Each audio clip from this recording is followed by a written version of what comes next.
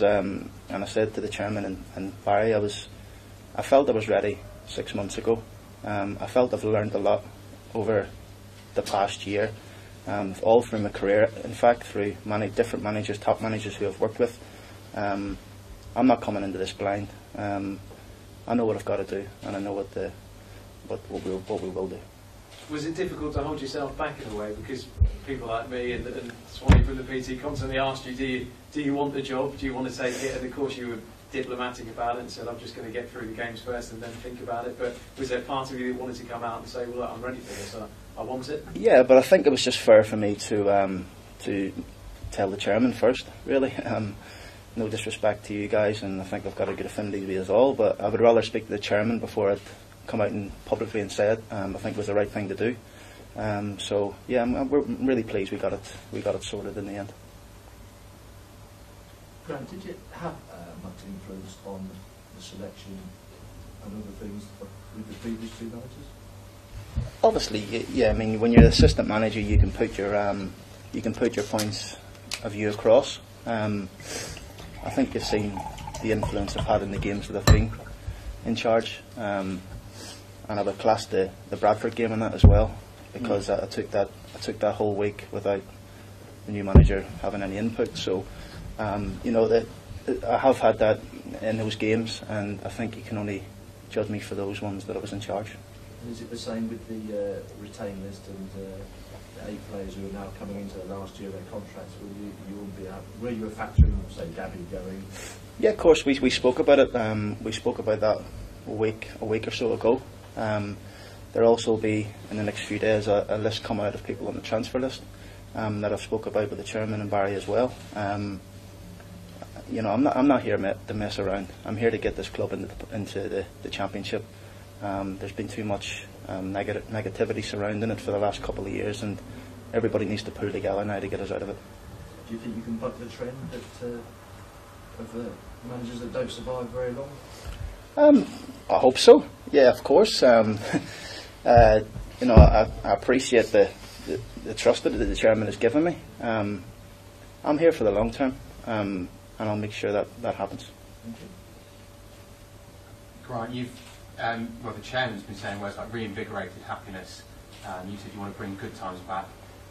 Club legend in yourself, club legend in David Farrell, club legend in Mark Tyler. Does this also serve as a timely boost PR exercise-wise to get the fans back on side?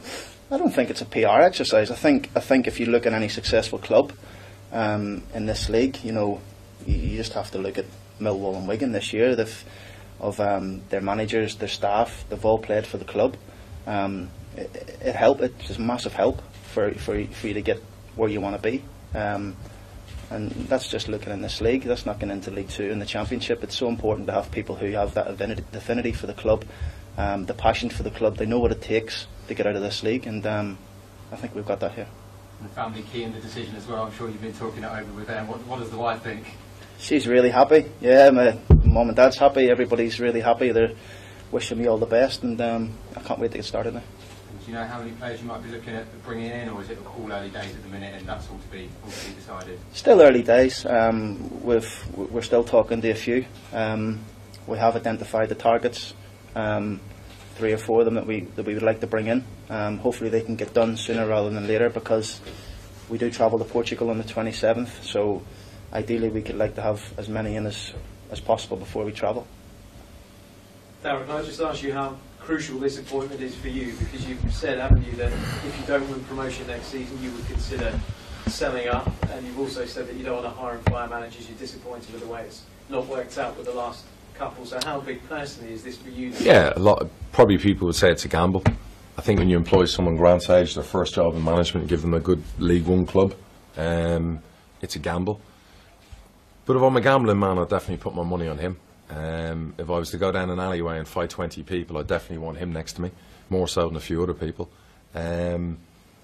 Is it the be-all and end-all for me at this football club getting this one right? No, of course not. I think that's dramatising it. I think that's recent media nonsense that's been written about my recruitment record at manager.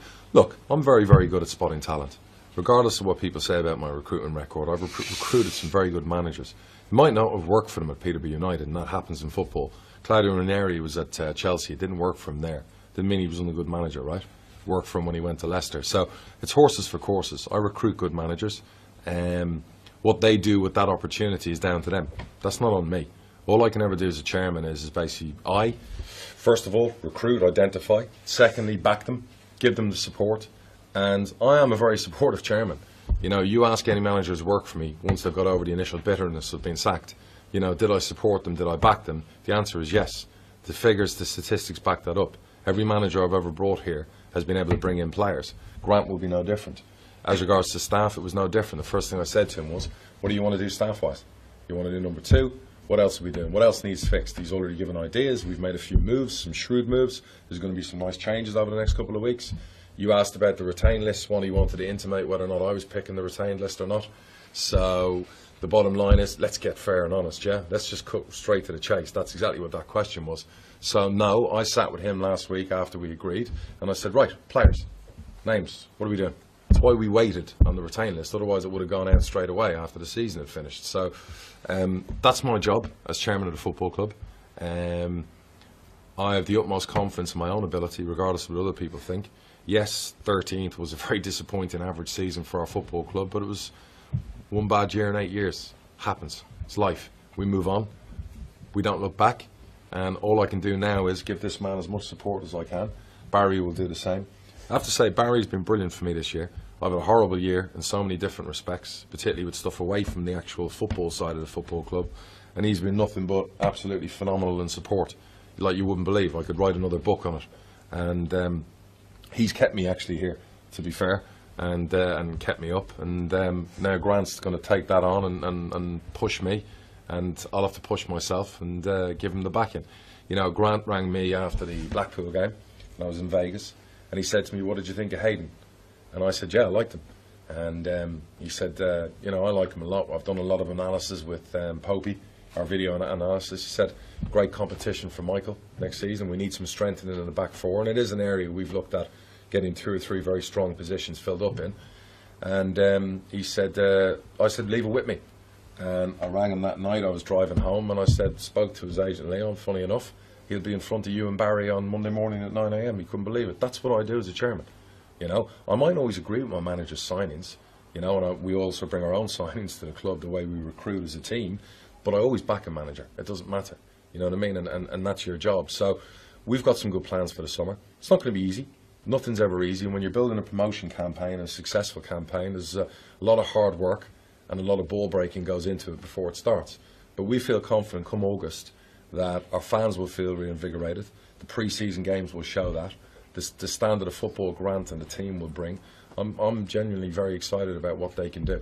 We've seen it, you know, people have said, well, don't judge them on Blackpool and Shrewsbury. There were nothing games. Blackpool tossed it off at half-time and they weren't really interested. They knew they were relegated. So, you know, 5-1, you can't judge him. That's nonsense. Look at the football, look at the goals that were scored, look at the players that were picked.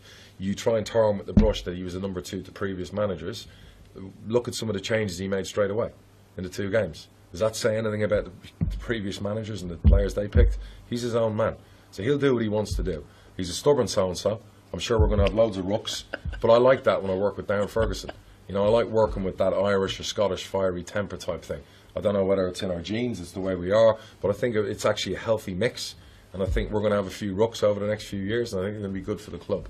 And God help any player, anyone at the club who crosses this guy, because I can only imagine what his temper is like when it goes into overdrive. So I'm looking forward to seeing that, because I think some of our young squad need their asses kicked. They need to snap out of it. They need to understand now what's expected of them. They can't taper off when they get to a certain position in the league and keep letting it drop. I think we need to stop that. And I think the guys in management now that we're bringing in are going to put a halt to that we've had over the last couple of years. So they're the things I'm excited about.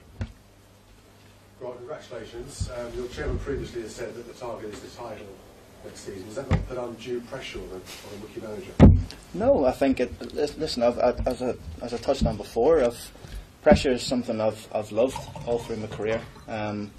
Yes, it's a different kind of pressure when you're a manager, but I think it's, you know, as a player I've dealt with pressure very easily. It brought the best out of me. I want to do that again. I love pressure. If you're not in high pressure games, then you're not doing anything right. So that's what I'm looking forward to. And what will it take to get out of League One next season? It's going to take a lot of hard work, starting from now.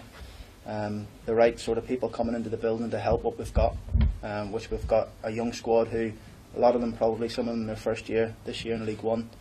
You know, just to name a few, probably Leon Gold, Shaq for 2 will be a lot better players next year. Haven't had the experience from this year, and that's just naming it 2. I could go in, I could go more. We're going to have a good go at it next year, and hopefully we can do it. You've got a 4-year contract. Do you expect to be here in 4 years' time? I expect to be here in 6 years' time. That's the way I am. I'm a really positive person. I've been here for 6 years now. I'm not looking at anything else apart from getting ready for pre-season, getting ready for the 27th of June to go to Portugal, and and take it from there. Previous managers I've had, bar Darren, have had release clauses really cheap. In other words, a club could come in and poach them for a couple of $100,000. Grant's release clause is £2 million. That's the confidence I have in his stock rising over the next few years. If you see my record with players unearthing gems and the figures we get for them, so if anyone wants him inside of the next 4 years, that's what it's going to cost. So I would expect him, yes, to go on to great things. I also put in there the word international, in case Northern Ireland want him as well. Confidence. Love it. Okay. Can I just ask David a question? When you packed in playing, Dave, did you envisage becoming a coach?